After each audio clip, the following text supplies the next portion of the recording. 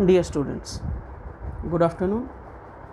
आज के इस लेक्चर में आपका स्वागत है। जैसा कि हमने कल पढ़ा था, कुछ एक बेसिक बातें या कुछ डेफिनेशंस, कुछ परिभाषाएं ही पढ़ी थी हमने गोलीय दर्पण की, कि जिन दर्पण का परावर्तक पृष्ठ समतल ना होकर मुड़ा हुआ होता है उन्हें गोलीय दर्पण कहते हैं। ये भी मैंने आपको बताया था कि जो गोलीय दर्पण होते हैं वो वास्तव में एक गोले का छोटा हिस्सा होता है जिसकी एक तरफ की सतह को चांदी की परत से पॉलिश कर दिया जाता है। इसमें मैंने आपको दो दर्पण बताए थे, अवतल दर्पण और उत्तल दर्पण। ये आपके सामने एग्जाम्पल है। ये गोला है पूरा और इसकी बाहर वाली सतह को पॉलिश कर दिया है, यानी कि जो परावर्तक सतह होगी वो अंदर वाली होगी।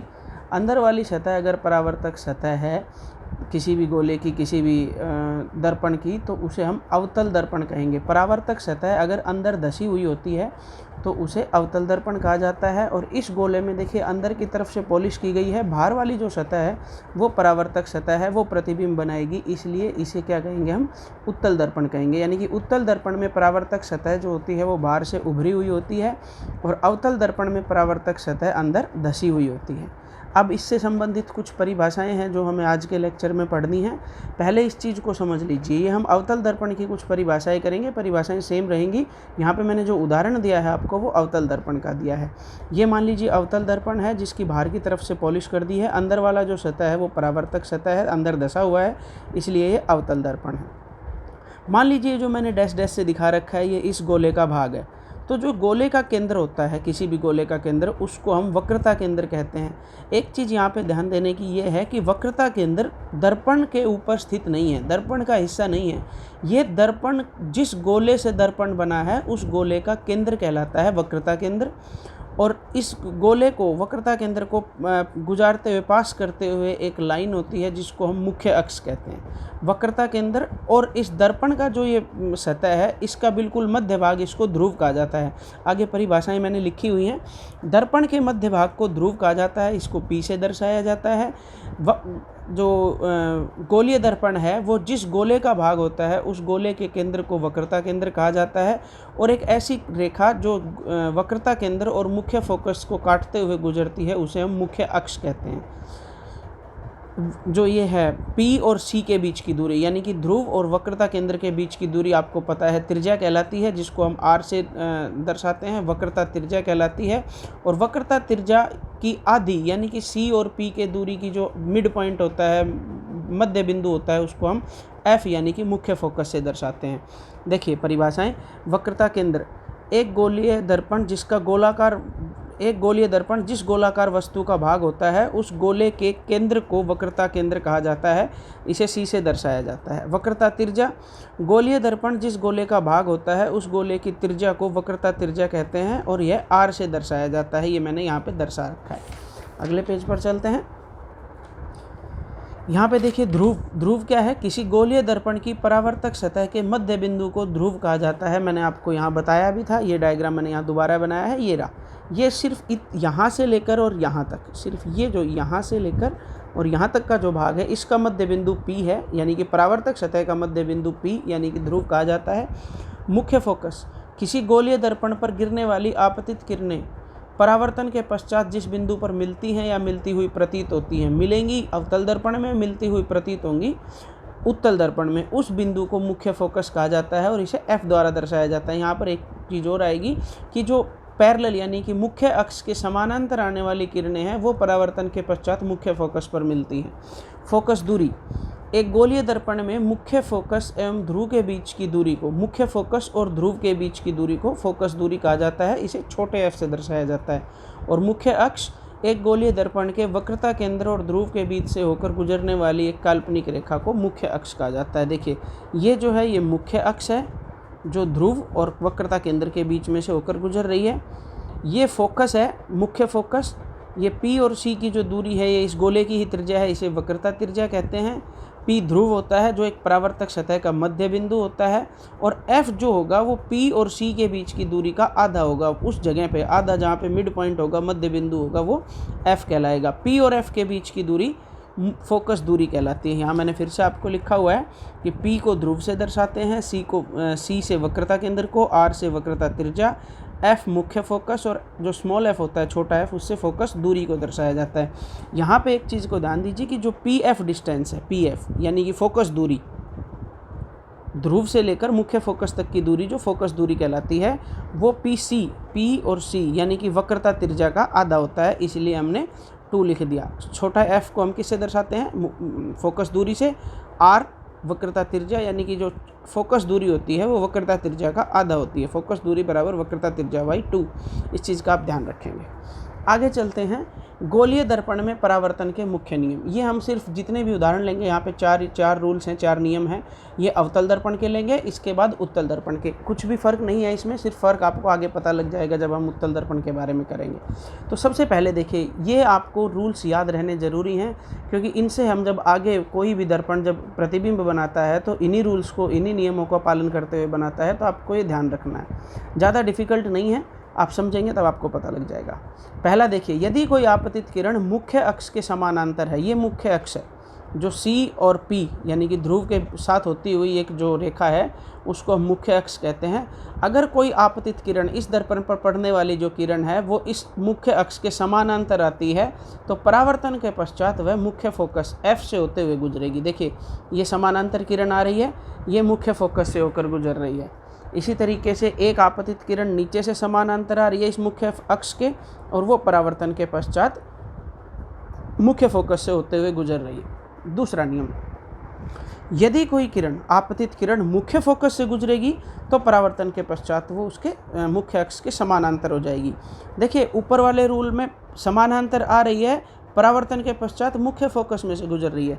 यहाँ पे मुख्य फोकस में से आ रही है, परावर्तन के पश्चात समानांतर हो रही है। पहला और दूसरा नियम बिल्कुल एक दूसरे के विपरीत हैं कि यदि समानांतर आएगी तो परावर्तन के पश्चात फोकस में से जाएगी, और फोकस में से आएगी तो परावर्तन के पश्चात समानांतर हो जाएगी।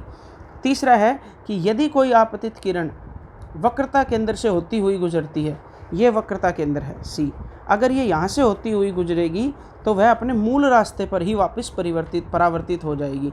जैसे मैंने आपको यहाँ पे एक ही रेखा में दोनों तरीके के दिशाएं दिखाई हुई हैं कि ये आने वाली किरण है आपतित किरण, यहाँ टकराई, टकराने के बाद इसी रास्ते पर वापस आ गई, ये परावर्तित किरण है।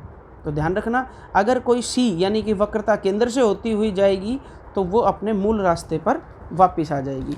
चौथा नियम जो है वो है कि यदि कोई आपतित किरण सीधी ध्रुव पर आपतित होती है, ये ध्रुव है उसका, किसका? दर्पण का, अवतल दर्पण का ध्रुव है, और अगर कोई भी आपतित किरण सीधा पी पर आपतित होती है, पी से टकराती है, पी बिंदु पर टकराती है, तो जितना कोण, जितने डिग्री का कोण ये इस मुख्य अक्ष के साथ बनाएगी, जिसको हम आपतन कोण कहेंगे, उतने ही कोण से परावर्तित हो जाएगी। यानी कि आपतन कोण और परावर्तन कोण बराबर होगा, ये हम पहले भी पढ़ चुके हैं मुख्य अक्ष के साथ। ध्यान रखने योग्य बात यह है इसमें कि भले ही आपको यहाँ चित्रों में नहीं दिखाई दे रहा हो, लेकिन परावर्तन का नियम जो है वो गोलीय दर्पण पर भी फॉलो होता है, पालन होता है, कि यानी कि आपतन कोण और परावर्तन कोण बराबर होते हैं। अब जो हम डिस्कस करेंगे वो करेंगे उत्तल दर्पण के बारे में। उत्तल दर्पण में परावर्तन के नियम। देखिए, उत्तल दर्पण में परावर्तन के नियम अवतल दर्पण जैसे ही हैं, यानी कि जो हमने अभी अभी 4 नियम पढ़े हैं बिल्कुल वैसे ही हैं। कौन कौन से, मैं एक बार आपको रिपीट करवा देता हूँ कि अगर कोई किरण, आपतित किरण मुख्य अक्ष के समानांतर होगी तो परावर्तन के पश्चात फोकस, मुख्य फोकस में से जाएगी। अगर मुख्य फोकस में से आ रही है तो परावर्तन के पश्चात समानांतर हो जाएगी। अगर कोई आपतित किरण वक्रता केंद्र से होती हुई जा रही है तो वो अपने मूल रास्ते पर वापस आएगी। और यदि कोई आपतित किरण सीधा पी पर यानी कि ध्रुव पर आपतित होती है तो वह समान कोण बनाते हुए परावर्तित हो जाएगी। यहाँ भी बिल्कुल चारों वही रूल हैं, लेकिन क्योंकि उत्तल दर्पण एक अपसारी दर्पण है, यानी कि आने वाली प्रकाश की किरणों को फैला देता है। आप समझिए, इसके डायग्राम से आपको समझ में आ जाएगा कि ये उत्तल दर्पण है जिसका जो परावर्तक पृष्ठ है वो बाहर की तरफ उभरा हुआ है, अंदर की तरफ से पॉलिश हो रही है। अगर आप इस तरीके से मुड़ी हुई सतह पर, किसी भी सतह पर अगर कोई आप बॉल भी मारते हैं तो वो वापस जो है वो दूसरी दिशा में जाएगी, लेकिन वो जाएगी किस तरीके से, आपको ये चीज़ ध्यान रखनी है। देखिए, यहाँ पे क्या हो रहा है, एक आपतित किरण मुख्य फोकस से समानांतर आ रही है। एक चीज़ का और ध्यान रखिए इसमें, उधर उसमें अवतल दर्पण में क्या था कि मुख्य फोकस, जो ये दर्पण था उसकी बाईं तरफ लेफ्ट हैंड साइड में ही मुख्य फोकस और वक्रता केंद्र होते थे, क्योंकि वो उसी गोले का हिस्सा होते थे। यहाँ पे क्या हो रहा है कि हमें दर्पण के सामने इस तरफ तो वस्तु रखनी पड़ेगी, जबकि जो इसके मुख्य फोकस और वक्रता केंद्र हैं वो बाईं तरफ, दाईं तरफ हैं, क्योंकि ये इस गोले का भाग बनाता है। तो इसीलिए हमने यहाँ पे थोड़ा सा अलग आपको इसमें उत्तल दर्पण के जो नियम है वो अलग दिखाए हैं। हालांकि अलग कुछ भी नहीं, आपको पता लग जाएगा कि मुख्य अक्ष के समानांतर आती हुई प्रकाश की किरण मुख्य फोकस से गुजरती हुई प्रतीत होती है। यहाँ पे इस चीज़ का आप ध्यान रखिए कि यहाँ पे मैं लिख रहा हूँ प्रतीत होती है, वहाँ पे मैंने लिखा था कि प्रतीत, वहाँ पे मैंने लिखा था कि गुजरती है। जैसे यहाँ पे देखिए, ये आप पैरेलल जो है आपतित किरण है, ये समानांतर आ रही है और टकराने के बाद उधर मुड़ जाएगी। लेकिन अगर आप इसको पीछे की तरफ प्लॉट करेंगे डैश डैश से, तो वो आपको ये यहाँ से आती हुई दिखाई देगी कि वो मुख्य फोकस से आ रही है, मुख्य फोकस से गुजरेगी ये जो।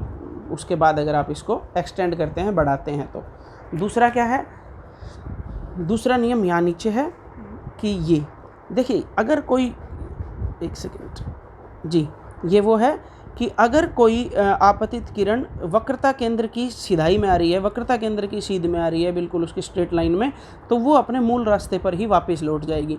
लेकिन फिर से यहाँ पे, क्योंकि उसमें क्या था कि सी जो था वो वक्रता केंद्र वो दर्पण के इधर ही था और दर्पण की जो वस्तु भी रखी जा रही थी वो इधर रखी जा रही थी। यहाँ पे क्या हो रहा है कि यहाँ पे आपको इसको एक्सटेंड करना पड़ेगा कि जो भी आपतित किरण इस सी की लाइन में आएगी, वक्रता केंद्र की लाइन में आएगी, वो अपने मूल रास्ते पर वापस लौट जाएगी। यही हमने लिखा है कि जो आपतित किरण वक्रता केंद्र की दिशा में आएगी वह परावर्तन के पश्चात अपने मूल रास्ते पर वापस लौट जाएगी। तीसरा देखिए, तीसरा ये है कि प्रकाश की वह किरण जो मुख्य फोकस की तरफ आती हुई प्रतीत होगी। ये देखिए, ये प्रकाश की किरण है, यहाँ पे आपतित किरण ये है, इस बार पैरेलल वाली तो परावर्तित किरण है, आपतित किरण ये है। अगर हम इसको बढ़ाएंगे तो ये मुख्य फोकस की तरफ आ रही है, तो यहाँ पे, लेकिन ये इसके आगे नहीं जा पाएगी। अगर हम इसको आगे खींच पाएंगे तो ये मुख्य फोकस से जाएगी, लेकिन यहाँ दर्पण आ गया तो यहाँ से इसका परावर्तन हो जाएगा और जो भी किरण आपतित किरण मुख्य फोकस की तरफ आती हुई प्रतीत होगी वो क्या हो जाएगी, परावर्तन के पश्चात इसके मुख्य अक्ष के समानांतर हो जाएगी। वही रूल है, पहले वाला रूल, उसका उल्टा हो गया। यहाँ पे जो किरण इसके मुख्य अक्ष के पैरेलल आ रही थी वो परावर्तन के पश्चात इस तरीके से परावर्तित होती थी कि मुख्य फोकस में से गुजरती हुई प्रतीत हो। जो मुख्य फोकस की तरफ गुजरती हुई प्रतीत हो रही है वो परावर्तन के पश्चात समानांतर हो जाएगी। कोई भी डिफरेंस नहीं है यहाँ पे, बस किरणें ऐसा है कि क्योंकि दर्पण के दाईं तरफ है ये मुख्य फोकस और वक्रता केंद्र, इसलिए यहाँ पे ये गुजरती हुई प्रतीत होती हैं। और तीसरा जो फोर्थ है वो पॉइंट सेम है जो अवतल दर्पण में भी था और उत्तल दर्पण में भी।